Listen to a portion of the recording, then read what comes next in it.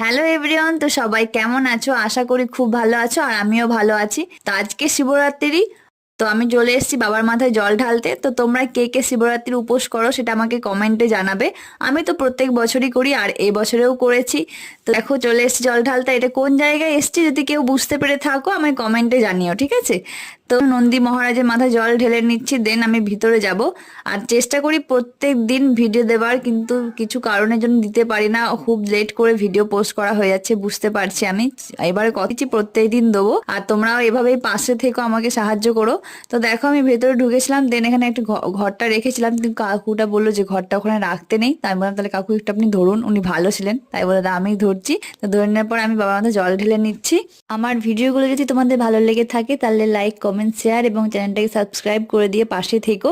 তারপরে আমি বাবাকে ধূপ দেখিয়ে বাইরে চলে এলাম। বাইরে তারপরে আসার সময়তেই কাকুটার সঙ্গে দেখা হয়ে গেল, তিনি আমায় একটা টিপ পরিয়ে